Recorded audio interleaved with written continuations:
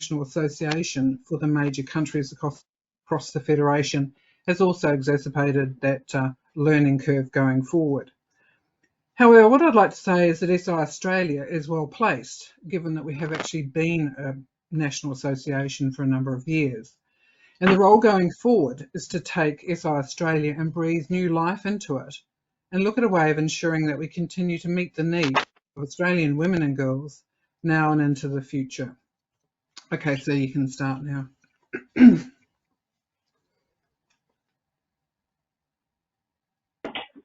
Okay, so it should actually be playing. The 2022-23 year has seen Australia, like many countries around the Federation, emerge from the COVID pandemic era, but has also brought with it many challenges and issues that continue to dominate across the Australian landscape. This past few months, we have witnessed, and across Australia, increasing changes to our climate, which has seen terrible floods, loss of life, damage to property and infrastructure, and the alarming increase in mental anguish that many Australians have suffered, coupled now with rising inflation, food scarcity in parts of Australia due to those severe weather events, and of course our perennial bushfires. All of this takes its toll on everyone, but particularly impacts women and children who often bear the brunt of the fallout from these events. But throughout all of this, the Australian clubs have continued to work and raise awareness, often silently and without fanfare at the local level, and ensure that our projects continue and that the lives of women and girls across our communities, cities and country are foremost and centred to our operations in Australia. As the slideshow is running, at the same time as I'm speaking to you, you'll be able to see some of the major events and activities that have occurred across the various Australian clubs. Including, of course, poor Victoria, who finally managed to hold their 100-year celebrations that were postponed due to the lockdowns that we endured here in Victoria. We also had the wonderful Order of Australia recognition for Jenny Hughes of Port Pirie, and of course the charter of the SI Port Macquarie, our newest club in Australia, as well as, of course, the wonderful anniversaries of club charters across Australia this year. In the PowerPoint that's going through now, it shows an array of the work that the clubs have undertaken across Australia. I have to admit, I haven't been able to showcase everything because there are just so many and it has been so hard to choose. But also being mindful that for some clubs, for various reasons this year, that has not been one of their focus areas. But what I tried to do with the presentation was choose those projects that I feel met the criteria for Christine's biennium, which is amplify our voice, and including her 5 core elements around economic, education, enterprise, environment, and equality. And hope that the slides in this presentation show that we in Australia are well on the way to meeting those biennium goals. So let me just take some things that I've pulled off the SEAP database around the clubs in Australia. So what we've submitted this year, up to date, is 31 projects and 39 targeted advocacy projects. Now, while those numbers seem low, let's look at the numbers that sit behind those. The total number of girls helped, 3,176. The total number of women helped across Australia, 11,935. And the total number of hours that the Soroptimist members have provided support is an amazing 15,182 hours. Wow, I mean, this is great. But the donations that are recorded of what you've inputted across Australia, $232,377. This is an amazing amount of money raised, in particular these tough economic times we find ourselves in.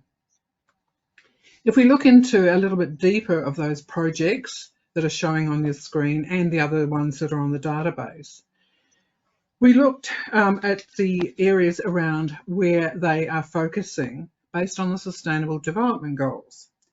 And across Australia, we have them coming through on SDG 1, no poverty, SDG 2, zero hunger, SDG 3, good health and wellbeing, SDG 4, quality education, SDG 5, gender equality, and SDG 13, climate action. Now that's not all of them, but that's just some of the key ones. As the slides are going through, you will see that the key areas of focus for clubs this year have been around the 16 days of activism, which late last year showcased many of our clubs across Australia out and about in the community, working with other organisations in the community, local businesses and local government and the environment to truly orange the world. Well done. Other major activities and various events around the club and stage showcasing International Women's Day, and of course, those wonderful Bunnings barbecues that provide much in the way of fundraising across the clubs in Australia, as well as the numerous bookstalls, tables at local community events, all designed to not only provide service and fundraise, but take the opportunity to talk to locals and women about who we are and what we do as Soroptimists in Australia. Some of the notable ones that I've just chosen there are around education, SI Geelong's education of literacy bags for children, the numerous clubs across SI Australia who offer scholarships at school level and also tertiary education, equality, SI Adelaide's advocacy work with the National Council of Single Mothers and their children, SI Beenleigh and SI Bayside's work around ending domestic violence, environment, Cleaning Up Australia Day, and an interesting project that will pop up shortly is the Grounded Women's Gardening Project. I thought that was fascinating. Enterprise, SI Launceston's Premier Packs for babies, women's health bags, knitting, beanies and scarves from SI Perth, SI Randwick and Eastern Suburbs. And economic, of course, those ubiquitous barbecues, high tea parties, fun runs, and morning teas and cake stalls. There are just so many amazing club activities that you across Australia actually undertake. But reminder, many of these projects and works of advocacy come up on Facebook, but not on our Federation database. So imagine me as your national president having access to everything that you do and report on. And wouldn't that truly make a real difference here in Australia as we try to turn and influence our leaders and organisations across Australia to improve the lives of women and girls? The 2022-2023 has seen some great advocacy campaigns that have come out of SI Adelaide, SI Beenleigh, SI Bayside, and some clubs across WA, and I'm sure I have missed a lot as well.